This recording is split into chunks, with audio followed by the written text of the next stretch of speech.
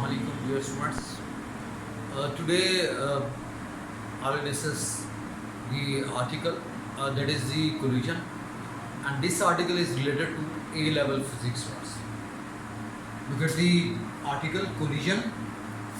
If two or more objects come close to each other enough so that there is some sort of interaction between them with or without presence of external force, then we say that the collision has taken place between the objects.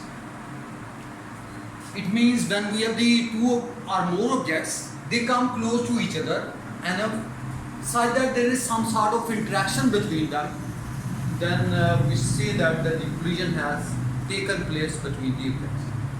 And what is the interaction? Students, very important point is here in the definition, that is interaction. That's interaction. What is interaction? It's a kind of action that occurs as two or more objects have an effect upon one another. So interaction means towards interaction means change. I mean change. There is when two objects, when two bodies collide with one another, so there is change in velocity, momentum or direction. Any change, and it is termed as interaction. So that is the interaction. So there is change in velocity, momentum, so that is the interaction. So we have the two types of collisions. We have the types of the collision. One is the elastic collision and the other one is inelastic collision. Elastic collision, students. Look at the definition, elastic collision. I have written a definition here. A collision in which momentum and kinetic energy both remains constant. So that is the collision in which both, momentum and kinetic energy remains constant. So that kind of collision is named as elastic collision. Look at the example here, students. Look at the example here. Example is, let's suppose we have the hard ball is here and we have the marble floor is here. So that is the marble floor and we have the hard ball is here. And if the hard ball falls on a marble floor, it will bond to the same height from where it is dropped.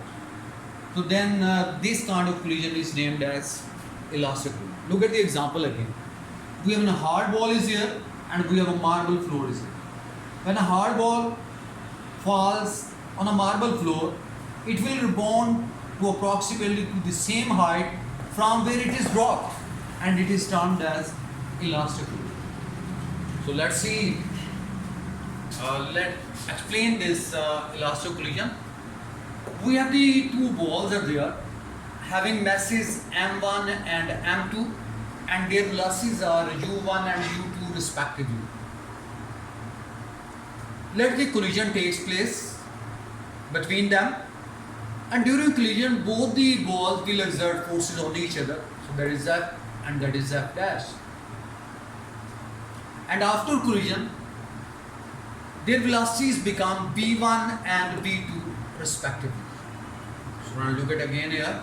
We have the two balls are there. One is m1 and m2. They are moving on a straight line in one dimension. And let the collision takes place. And how the collision takes place? If u1 is greater than u2, then the collision takes place. And during collision, both the balls will exert forces on each other. The force exerted on a ball having mass m1 is F, and the force exerted on a ball having mass m2 is F dash. And after collision, their velocities become v1 and v2 respectively. And as I have already told you that in case of elastic collision, both momentum and kinetic energy remains constant. Look at here, students. Momentum is constant. So we have to find out the initial momentum of the system. What will be the momentum of the first ball m1 u1? Because we multiply mass and velocity, we get a momentum. m1 u1 plus m2 u2. So that is the initial momentum of the system, m1 u1 plus m2 u2. And now come to the final momentum, I mean momentum after collision. So that is m1 v1 plus m2 v2. So that is the final momentum. So they should be equal in case of elastic collision. So that's why the momentum is constant here.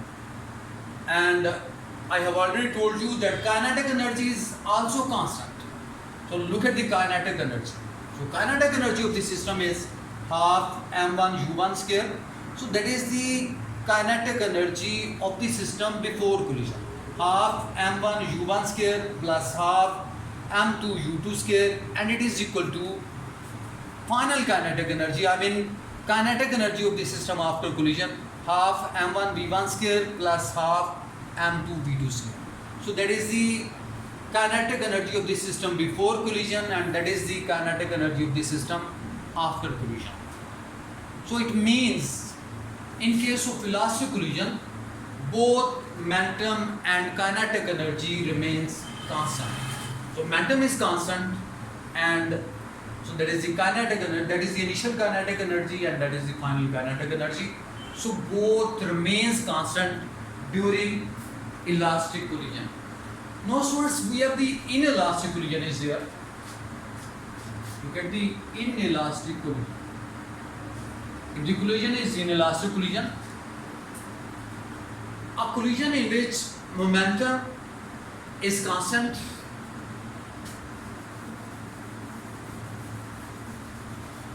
in which momentum is constant,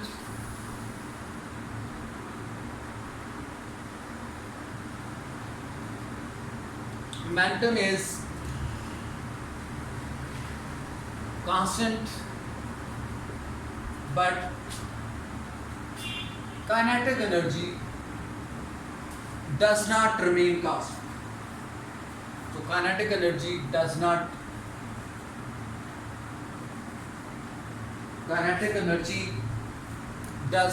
remain constant. Does not remain constant. So a collision in which momentum is constant,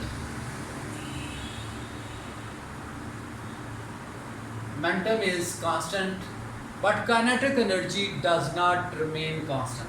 So that is named as inelastic. So that is the inelastic collision. Now we have the same balls, I mean having masses m1 and m2, and they are moving with velocity u1 and u2.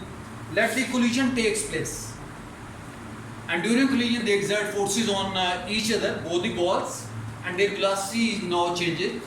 Now their velocity change to v1 and v2 respectively, and I have told you in the definition that the momentum of the system remains constant. So that equation remains as it is. I mean m1 u1 plus m2 u2 is equal to m1 v1 plus m2 v2. So that is the momentum of the system remains constant. So that's about this. And now we have the second part, kinetic energy does not remain constant. So kinetic energy does not remain constant mean, so they are not equal. So I mean initial kinetic energy is not equal to final kinetic energy. So that is the initial kinetic energy of the system, half m1 u1 square plus half m2 u2 square is not equal to half m1 v1 square plus half m2 v2 square. So they are not constant. So that is the initial momentum is not, initial kinetic energy is not equal to final kinetic energy. And in this case, initial kinetic energy is greater than final kinetic energy. So I mean final kinetic energy is less than initial kinetic energy. You can say final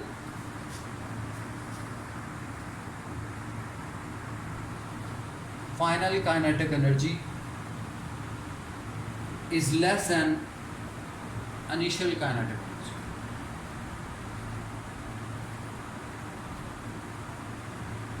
Look at the case here in elastic collision. I have told you that it's a type of collision in which momentum is constant but kinetic energy does not remain constant. So we have these two balls again having masses m1 and m2 and moving with velocity u1 and u2. Let the collision takes place because u1 is greater than u2. Both the balls exert forces on each other and the velocity changes to v1 and v2. And I have already told you that momentum is constant, so that's why initial momentum is equal to final momentum, but kinetic energy is not constant. It is equal to half m1 u1 square plus half m2 u2 square is not equal to half m1 v1 square plus half m2 v2 square. So in this case, initial kinetic energy is greater than final kinetic. So you must have be clear about this thing. So that's very important thing. I just told you that initial kinetic energy is greater than final kinetic energy. I mean, initial kinetic energy is less than final kinetic energy. So you must have the idea about this thing. And that's about the inelastic. And so we have the another special term is there, and it's about perfectly inelastic collision. Perfectly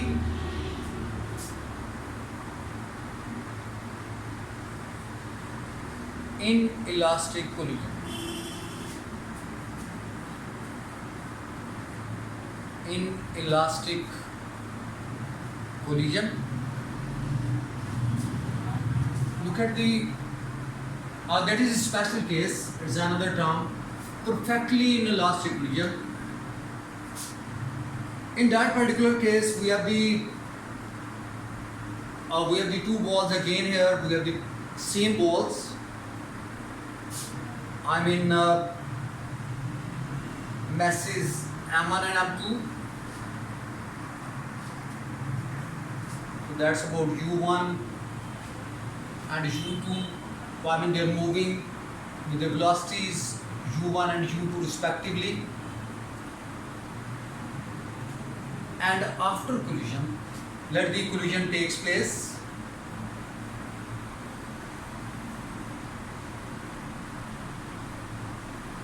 Both exert forces on each other. I mean F and F dash. But after collision, both the bodies will merge with each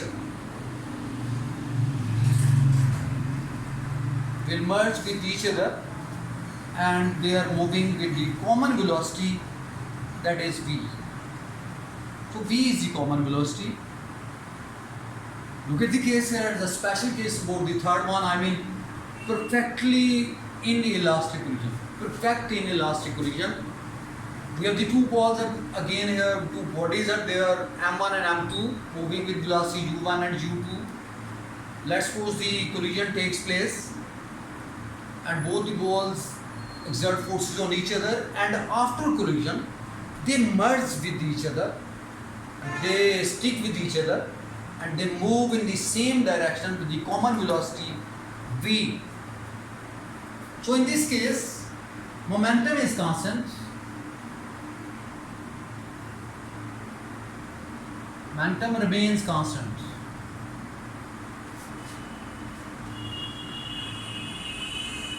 Momentum remains constant. If you look at the momentum, I mean the initial momentum is equal to final momentum. So that's m1 u1 plus m2 u2, and it is equal to m1 v plus m2 v. V is the common. So v is the common. Look at again here, momentum is constant. So I mean m1 u1 plus m2 u2, because both the balls merge with the same velocity source. m1 plus m2, it will be equal to m1v plus m2v, because the velocity is common. I mean both the balls stick with each other, and they're moving with the common velocity, I mean same velocity v, m1v plus m2v, v is the common, so that is the final momentum. And in this case, the kinetic energy, I mean there is a maximum loss of kinetic energy. Maximum loss of kinetic energy. So in this case, kinetic energy is not conserved, but the special thing is, in this case, there is a maximum loss of kinetic energy, and that's about perfectly inelastic collision. So that's about the perfectly inelastic collision here, and that's about the collision students. And next time, inshallah, we will discuss more things, and it's very important article of A-level physics. Thank you very much.